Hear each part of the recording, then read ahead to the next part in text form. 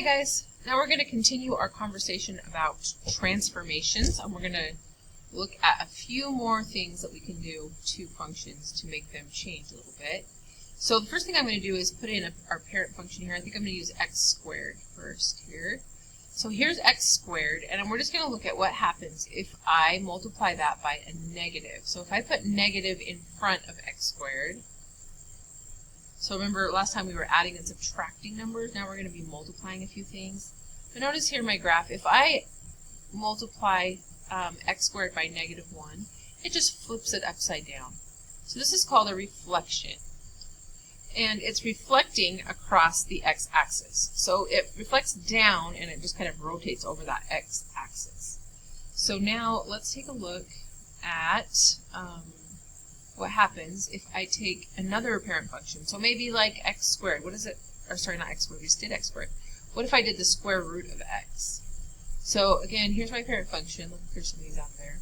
So this is the parent function for the square root of x. So if I put a negative in front of that, then it will also reflect. So let's take a look at that. So it just looks exactly the same, but it's just reflected down. So let's do one more. Let's do the x cubed. So here's the parent function. We've got x cubed. And then if I go ahead and reflect that, so I'm going to put a negative out front. So notice this one, so that since there's a part up in the top and a part in the bottom, those kind of just switch sides. So it reflects around, but we still have a piece in both sides. Alright, so now let's take a look. We're going to again look back at x squared. So here's x squared. What happens when I multiply a number out front? So for example, if I multiply the whole thing by 5. So 5x squared.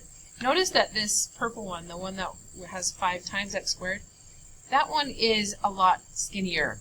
It kind of like stretched it. So this is called what we call a vertical stretch. So on a vertical stretch, it's like, think about if you were holding a rubber band and you pull up on it, it's going to make it kind of taller and skinnier.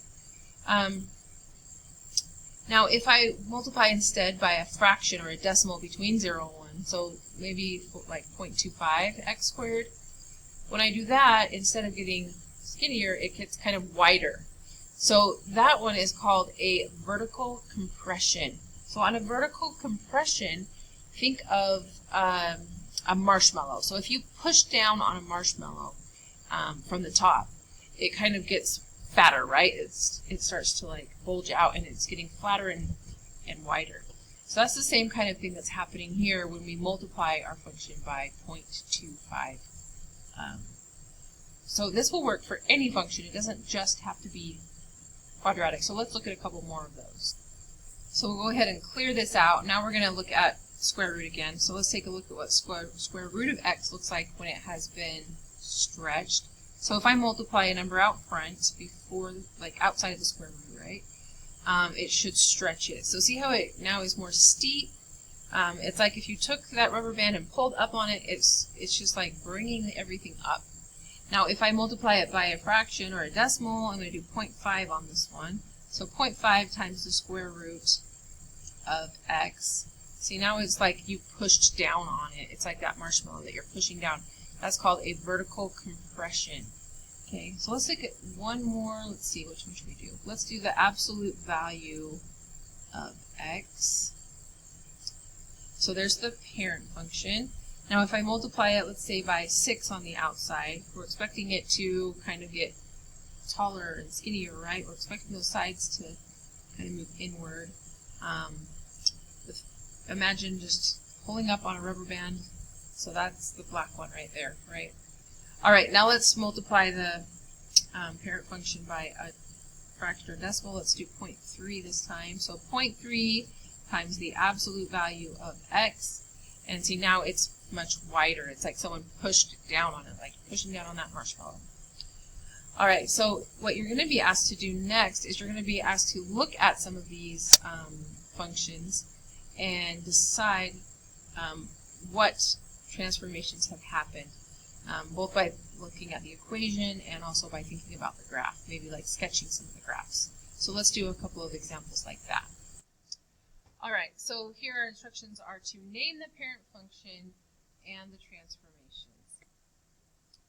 Alright, so because this one is squared, we can tell that it is quadratic, right?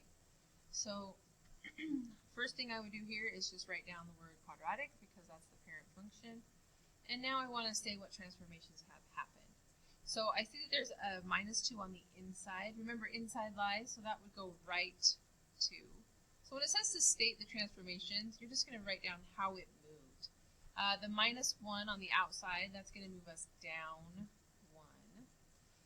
This times 2, remember that's going to stretch it vertically, so I would call it a vertical stretch by 2.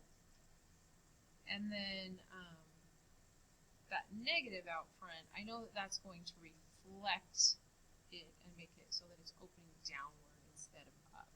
So I would say it reflects across the x-axis. My pen's being weird.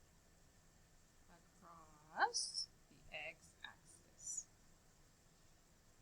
Alright, so when you're asked to state the transformations, just tell me how it moved and tell me what the name of the parent function is here. Okay. Alright, so now we have another quadratic here. So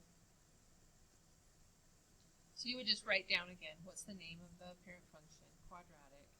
And then after you do that, since my marker's being so weird here, we're just going to say it's quad.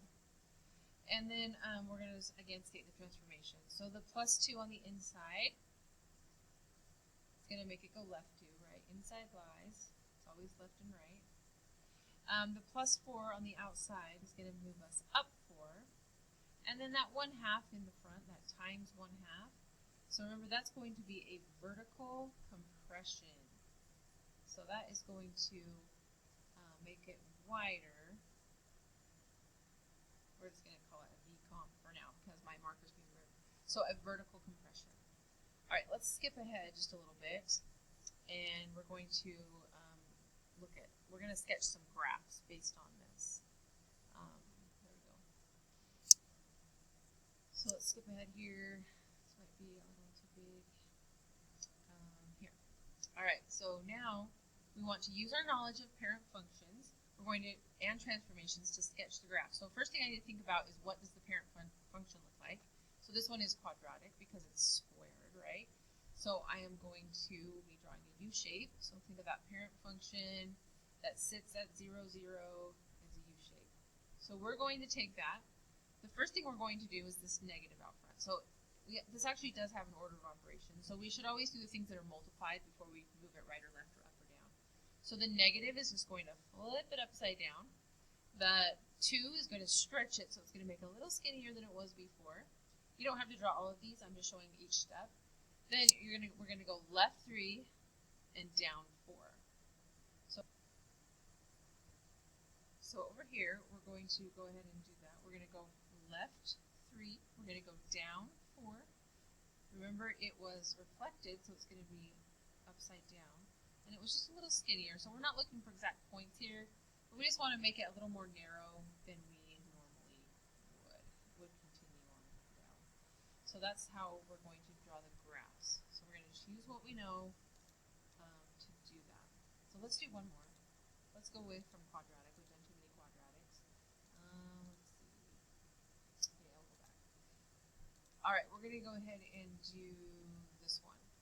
So this one is square root. So think of your parent function, right? I'm going to draw the parent function over here. The parent function sits right here at 0, 0, and then just kind of goes up and over to the right. So this 2 is going to stretch that. Remember when we looked at it before, it kind of makes it go a little higher than it was before. And then the +6 is going to make it go left 6. So from 0, 0, we're going to move left 6. So the point that was at 0, 0 is going to move there. And then we're going to draw it just a little bit taller than we normally would because it's been stretched. Okay. So good luck with your assignment today, guys. I will be seeing you next time.